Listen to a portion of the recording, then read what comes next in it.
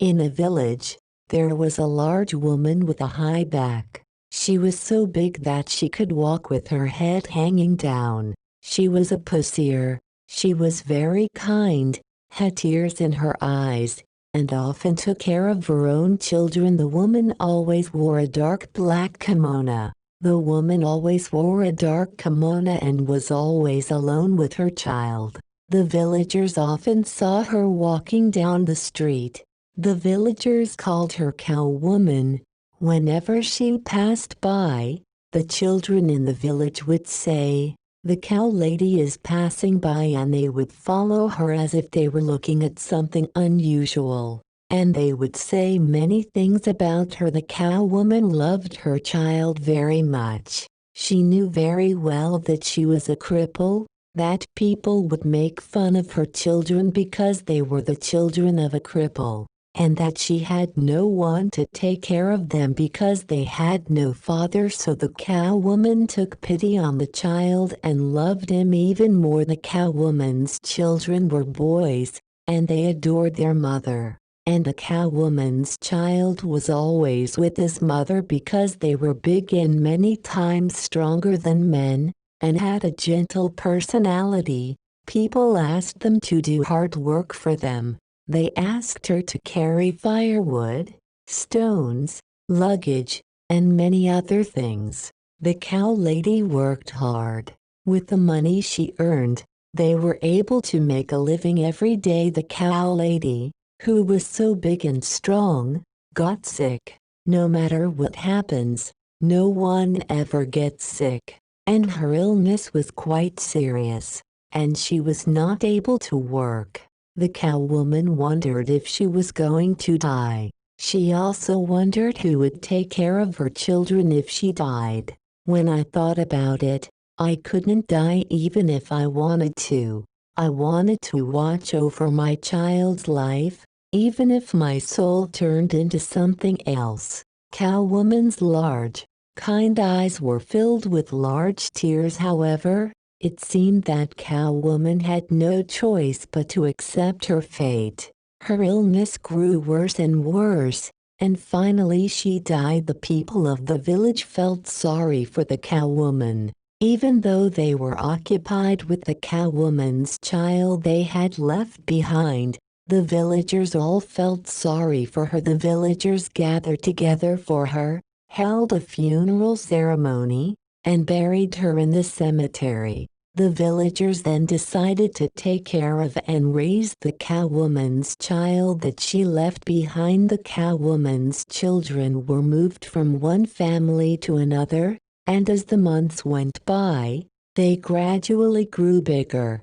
However, every time there was a happy or sad event, the cow woman's child remembered her mother in the village. Spring came, summer came, autumn came, and winter came. Gradually, the cowgirl's child began to miss her mother more and more, and she missed her mother with all her heart. One winter day, while standing on the outskirts of the village looking out at the mountains and hills on the border, the cowgirl's child saw her mother's figure floating clearly in black and white on the white snow of a large mountainside. However, she did not tell anyone about it. She missed her mother so much that she stood on the outskirts of the village and looked out into the mountains. Whenever the weather was fine, she could see her mother's dark figure. She felt as if her mother was watching over her body and soul, as if she was watching over her own children. The cow woman's child didn't say anything, but the villagers finally noticed it. A cow woman has appeared on the mountain to the west. The villagers were in an uproar. Then they all went outside and looked at the mountain. They all said, "The cow woman must have appeared on that mountain because she was thinking of the child." In the evening, when the weather improved, the children looked toward the mountains on the western border and said, "Cow woman, and so on. However, as spring came and the snow began to disappear, the image of the cow woman gradually faded. However, When winter came and the mountains and villages were covered with snow, the black cow woman appeared again on the mountain to the west.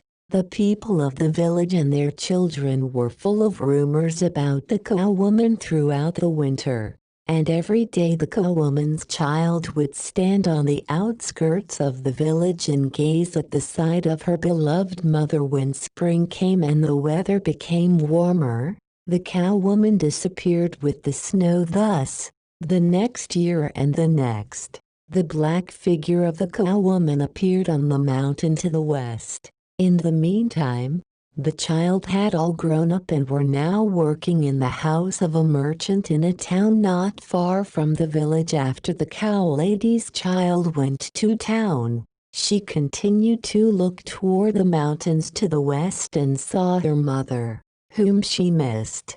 Even after the child was gone, when it snowed and the cow woman appeared on the mountain to the west, the mothers would talk to each other about the relationship between the child and the mother.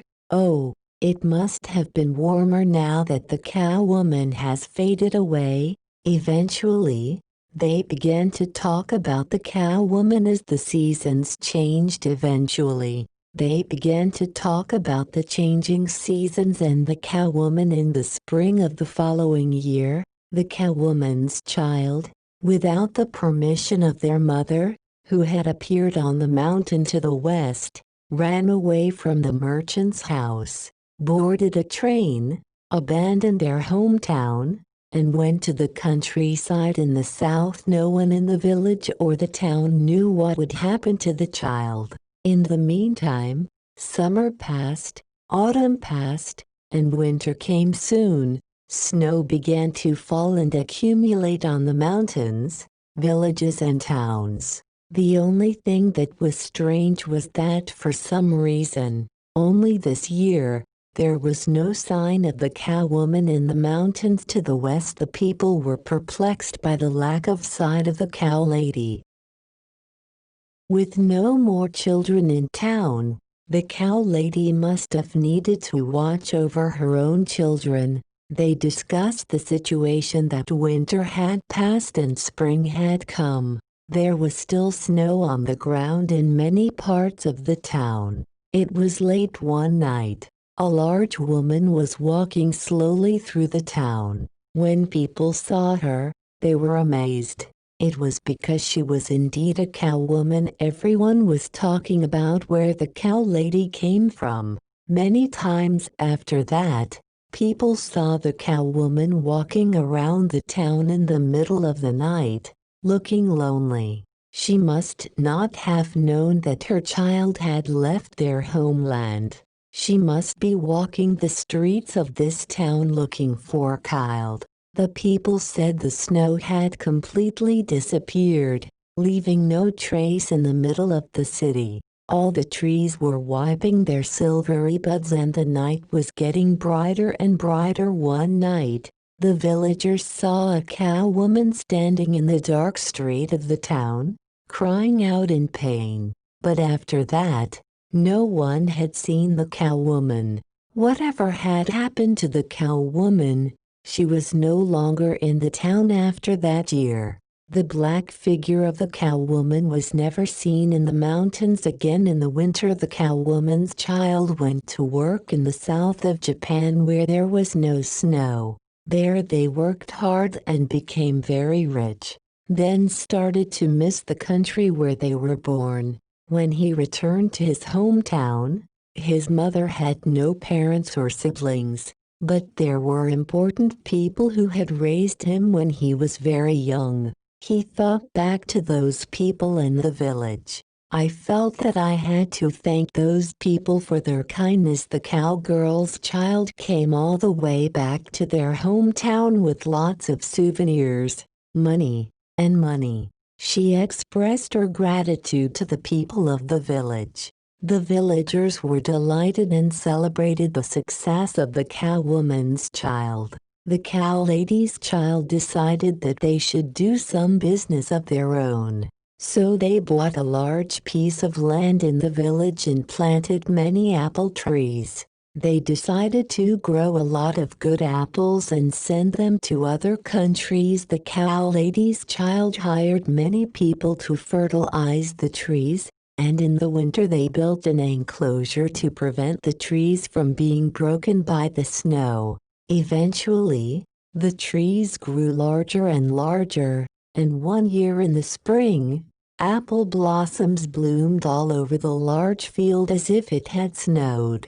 The sun shone on the flowers all day long, and bees buzzed among them from early morning until late at night. In early summer, small green fruits began to grow in clusters. Just as the berries were getting bigger and bigger, they were attacked by insects and fell all over the field the next year, and the year after that, the apples fell in the same way. The villagers thought that there seemed to be a cause for this. The old man, who knew what was going on in the village, turned to the cow lady's child and said, "This may be an omen of something. Do you have any idea what it could be?" One day, he asked them. At that time, the cow lady's children were not thinking about anything, but when we're alone and quietly thought about it, they remembered that even when they left town and went to distant places, they were unauthorized by their mother's soul.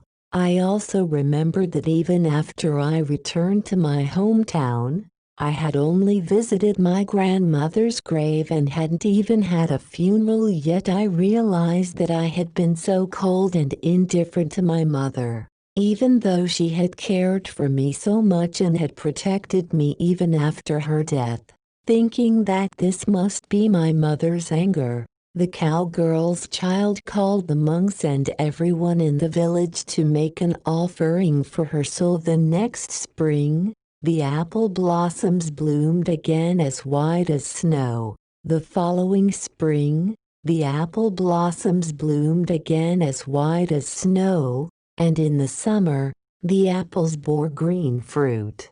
Every year around this time, the apples would be infested with bad bugs and worms, so I hoped that this year they would bear satisfactory fruit.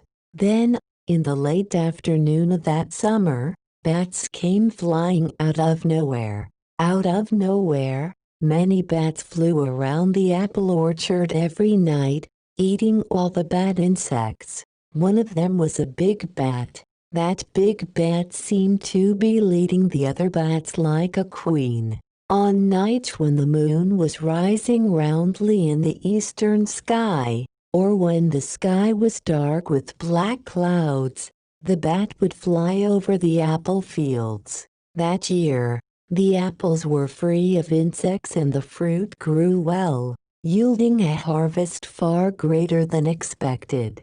The people of the village were talking.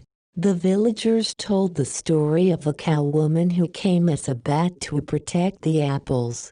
The villagers felt the depth of the cowwoman's kind heart. The following year and the summer after that, a large bat led many bats and flew over the apple fields every night like a bumblebee. Thanks to the bats, the apples kept the bad bugs at bay and produced well. Thus, after 4 or 5 years, the cow lady's child became the happiest and most satisfied farmers in the area.